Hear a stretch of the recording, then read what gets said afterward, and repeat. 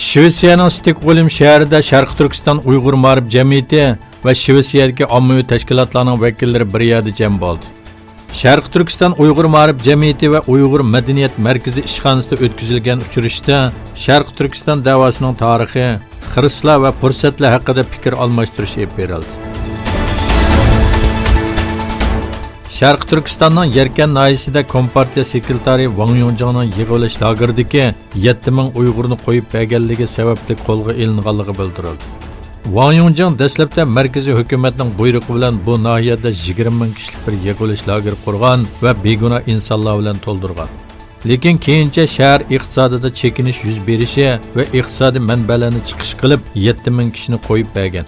Orqadan u vazifasidan ib tashlangan va tekshirilgan. Malayziyada torda aldamchilik qilish bilan ayblangan mingdak Xitoy fuqarosi qo'lga olindi. Saqchi doirasi qarmog'idagi ko'chmanlar idorasining rasmiy ommaviy tarafqi hisobida bildirishicha, Selangur o'lkasining Sibir Jaya shahrida mingdak Xitoy fuqarosi torda aldamchilik qilgan bir shayka qurganligi sababli qo'lga olingan. Amerika Kengash palatasi Hong Kongda namoyishchilar qilingan bekshi harakatlar sababli Xitoy hukumatining mas'uliyatini surishti qiladigan bir qonun loyihasini ma'qulladi.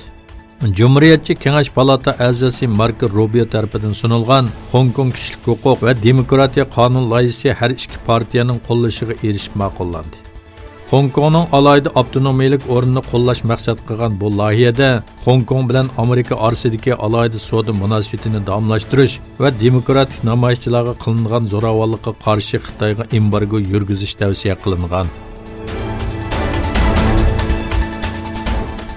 Yevropa Kishilik huquq sud mahkamasi Vengriyani iltimos qilgan ikki qonunsiz ko'chmanni Sibiriyaga qaytarib o'tganligi uchun 28 ming yevro to'lam to'lashga buyurdi. Yevropa Kishilik huquq sud mahkamasi 2015-yil 15-sentyabr Vengriya Sibiriya chegarasidagi kechish rayonida panohlik tilash iltimos qilgan, lekin 3 haftadan keyin iltimosi Vengriya doiralari tomonidan rad qilinib, Sibiriyaga avatilgan 2 nafar bengallik shikoyat qilgan delo haqida sud hukmini e'lon qildi. Sud mahkamasi Vengriyani panohlik talab qiluvchilarni qaytarib o'tish orqali Yevropa Kishilik huquq ahdinomasidagi qiyin qistoq va nachar muomalani cheklagan hukmlarga xiloflik qilgan deb hukm chiqardi. Hukmga asosan Vengriya da'vogarlarga 28 ming yevro to'lam berdi. Amerika Pyongyang doiralari bilan yadro muzokaralarini yangidan boshlashga tirishayotgan bir halqaliq paytda Rossiya bilan Shimoliy Koreya strategik dialogini kuchlantirishni qaror qildi. Amerika bilan yadro suhbati olib borgan muhim kishilardan Shimoliy Koreya tashqi ishlar birinchi muavin ministri Cho Sun-hui Moskva ziyoratida yuqori darajalik amaldorlar bilan ko'rishdi.